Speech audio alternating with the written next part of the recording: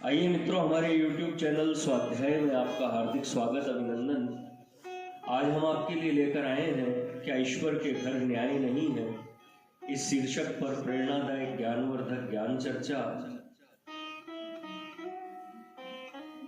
अगर आपने हमारे चैनल को लाइक और सब्सक्राइब नहीं किया है तो आपसे निवेदन है, कृपया चैनल को लाइक और सब्सक्राइब अवश्य करें। तदनंतर योगी ने ध्यान से सब बातें जानकर कहा कि जिसको रुपए मिले हैं वह बड़ा पापी है और जिसके पैर में चोट लगी है वह बड़ा पुण्यात्मा है। क्योंकि प्रारब्ध के अनुसार पहले को आज सम्राट का पद मिलना चाहिए था और दूसरे को सूली होनी चाहिए थी, परंतु पहले के प्रबल पाप ने सम्राट का पद केवल 5,000 रुपयों में बदल दिया और ये 5,000 भी इसके अमुक साथी ने जो पहले इसी के घर से चुरा लिए थे वे हैं। नहीं तो पराया धन ले लेने का भारी पाप इसे और होता, तथापि इसने परधन जानकर भी मन चलाया, इसका पाप तो इसे अवश्य होगा। परंतु दूसरे के प्रबल पुण्य से सूली टलकर केवल कांच मात्र की चोट में ही फल भुगत गया। इतना कहकर महात्मा ने योग बल से दोनों को उनके पूर्वकृत कर्मों का दृश्य दिखलाया, जिससे उन लोगों को स्पष्ट प्रतीत हो गया कि ब्राह्मण के पूर्वकृत अच्छे नहीं थे, जिससे वह दरिद्र था तथा आज उसे सूली होनी चाहिए थी। राजपूत के कर्म अच्छे थे, जिससे वह धनी था और आज उसे सम्राट का पद मिलने वाला था। यह दृश्य देखकर ब्राह्मण और राजपूत दोनों मित्रों को बड़ा दुख हुआ। राजपूत को तो अपने वर्तमान कर्मों के लिए बड़ा भारी पश्चाताप था और ब्राह्मण अपने मित्र के दुख से दुखी था। महात्मा कहने लगे, ब्राह्मण तो अच्छे संग से बड़े ही सन्मार्ग में चल रहा है। पूर्व के कर्म बुरे भी हों, पर यदि मनुष्य इस जन्म में अच्छे कर्मों में लगा रहे तो पूर्व के कर्म उसका कुछ भी बिगाड़ नहीं सकते।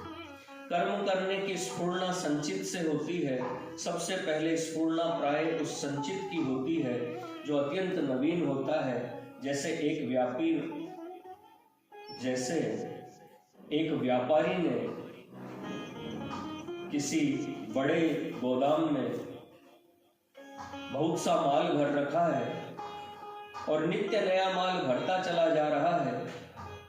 अब यदि उसे उसमें से माल निकालना होता है तो सबसे पहले वही माल निकालता है जो सबसे पीछे रखा गया है, क्योंकि वही पहले के माल से आगे रखा हुआ है। मनुष्य ने पिछले जन्मों में जो कुछ कर्म किए हैं वे सब संचित हैं और अब जो कुछ कर्म कर्तृत्व भाव से कर रहा है वे सब भी संचित बन रहे हैं। स्फूर्णा संचित से होती है, इसलिए सबसे पहले वैसी ही स्फूर्णा होगी जैसा नया संचित होगा। नए संचित से स्फूर्णा होने में किसी को संदेह हो तो 2-4 दिन लगातार किसी काम में लगकर देखिए, मन में उसी विषय की स्मृति रहती है या नहीं। रोज नाटक में जाइए, नाटकों की बातें स्मरण आएंगी। साधुओं के पास जाइए, उनका स्मरण होगा। यह स्मृति ही स्फूर्णा है जो नए संचित से होती है। नए संचित का आधार है कर्म, अतएव वर्तमान कर्म अच्छा होगा तो उसका संचित भी अच्छा होगा, संचित अच्छा होगा तो स्फूर्णा भी अच्छी होगी। कर्म होने में स्फूर्णा प्रधान है। स्फूर्णा अच्छी होगी तो पुनः कर्म अच्छा होगा, अच्छे कर्म से पुनः अच्छा संचित और अच्छे संचित से पुनः अच्छी स्फूर्णा, फिर उससे पुनः अच्छा कर्म होगा। इस प्रकार लगातार शुभ कर्म बनते रहेंगे, जिनसे अंतःकरण शुद्ध होकर कभी भगवत कृपा से तत्व ज्ञान की उपलब्धि हो जाएगी तो समस्त संचित जलकर भस्म हो जाएंगे।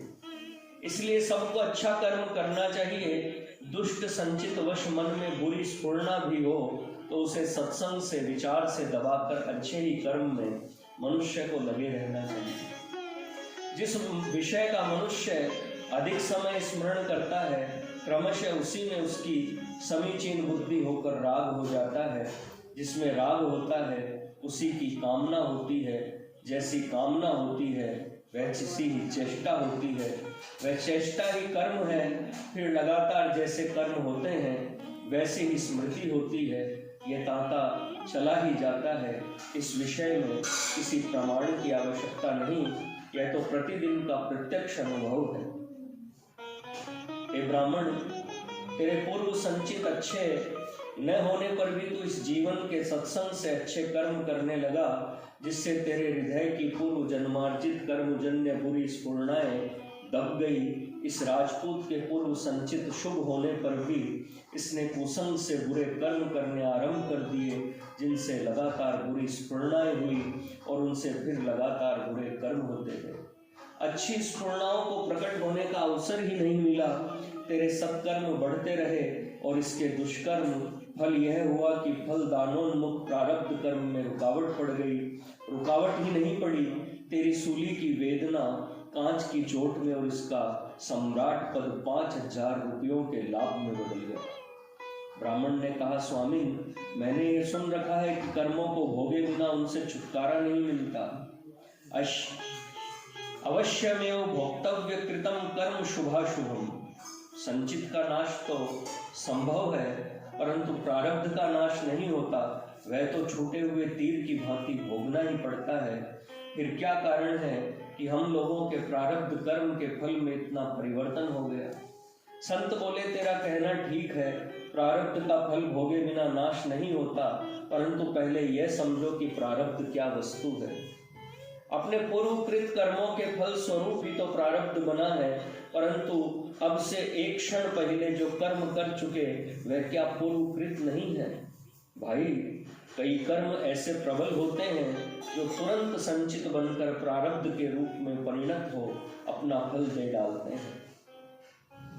ऐसा न होता तो पुत्रेष्टि यज्ञ में पुत्रहीन प्रारब्ध व्यक्ति को पुत्र की प्राप्ति कैसे होती? यज्ञ रूप क्रियमाण से संचित होकर तुरंत प्रारब्ध बन जाता है और वह पुत्र न होने के प्रारब्ध को पलट देता है, या योग कहो कि वह भी एक दूसरा प्रारब्ध ही बन जाता है। दूसरे प्रायश्चित आदि से जो कर्मों की निवृत्ति लिखी है उसमें भी तो रहस्य है। प्रायश्चित वास्तव में कर्मों का भोग ही तो है। किसी के ऋण को कोई रुपये देकर चुका दे या उसकी चाकरी करके भर दे, दोनों ही मार्गों से मनुष्य ऋण मुक्त हो सकता है। इसी प्रकार नवीन प्रारब्ध का निर्माण या परिवर्तन होता है। अवश्य ही ऐसे हाथों हाथ प्रारब्ध बनने वाले प्रबल क्रियमाण कर्म बहुत थोड़े होते हैं। तुम दोनों के हो गए, इससे तुम लोगों के भाग्य ने भी पलटा खाया। हरि भक्ति और हरि नाम से बड़े पापों का प्रायश्चित अनायास ही हो जाता है। अतएव हे ब्राह्मण कुमार, इस कुसंग में पड़े हुए अपने मित्र राजपूत को साथ ले जाओ और दोनों हरि सेवा रूपी सत्कर्म में लगे रहो। तदनंतर संत राजपूत को संबोधन कर कहने लगे कि हे राजपूत, तेरा ही बड़ा सौभाग्य है जो तुझे ऐसा सदाचारी मित्र मिला है। अब इसके साथ रह, कुसंगति त्याग कर दे और भगवान का भजन कर, तुम लोगों का मंगल होगा। साधु इतना कहकर चुप हो गए। दोनों मित्र दंडवत प्रणाम करके घर लौट आए और भगवत जन में लग गए, भगवत भजन में लग गए। इस दृष्टांत से ये सिद्ध हो गया कि ईश्वर के घर अन्याय नहीं है। अपनी अपनी करनी का फल यथार्थ रूप से ही सबको मिलता है। जिन पाप कर्म करने वालों की सांसारिक उन्नति देखने में आती है, उनके लिए ये समझना चाहिए कि या तो उनका शुभ प्रारब्ध इस समय फल भुगत रहा है, वर्तमान पाप कर्मों का फल उन्हें आगे चलकर मिलेगा, या उनकी जो उन्नति देखी जाती है उससे बहुत ही अधिक होने वाली थी, जो वर्तमान के प्रबल पाप कर्मों के फल से नष्ट हो गई। यह कभी नहीं समझना चाहिए कि पाप करने से उन्नति होती है। लाखों करोड़ों रुपए की आमद रफ्त होने पर भी शेष में बचता उतना ही है जितना प्रारब्धवश बचने को होता है। रात दिन का कठिन परिश्रम जन्य बीमारियां और लोभवश किए हुए पापों का संचित और बुरे संचित से होने वाली कुवासना रूपी हृदय की बीमारियां ये अवश्य बढ़ जाती है, जो उसे चिरकाल के लिए दुख देने वाली होती है। अतएव पाप कर्मों से सर्वदा बचे रहकर श्री भगवान का भजन स्मरण करना चाहिए। भगवान न्यायकारी होने के साथ दयालु भी है, ये बात सदा स्मरण रखनी चाहिए। जो उनकी ओर एक कदम आगे बढ़ता है, भगवान उसकी ओर 5 कदम आगे बढ़ते हैं। वे जीवों को संतत अपनी ओर खींच रहे हैं। उनकी कृपा का प्रवाह निरंतर बह रहा है। जो उसमें डुबकी लगा लेता है वही कृतार्थ हो जाता है। यथेच्छसी तथा कुल।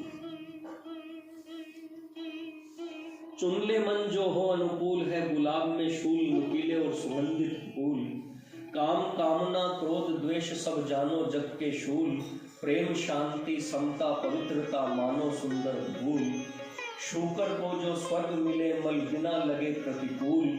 शीर नीर के निर्णय में पर हंस न करता भूल। इच्छा हो तो लौट नरक में फांक सड़क की धूल। अथवा श्री हरि शरण शांति प्रद बहले सब सुख मूल। मित्रों, यह थी क्या ईश्वर के घर न्याय नहीं है, इस शीर्षक पर प्रेरणादायक ज्ञानवर्धक ज्ञान चर्चा।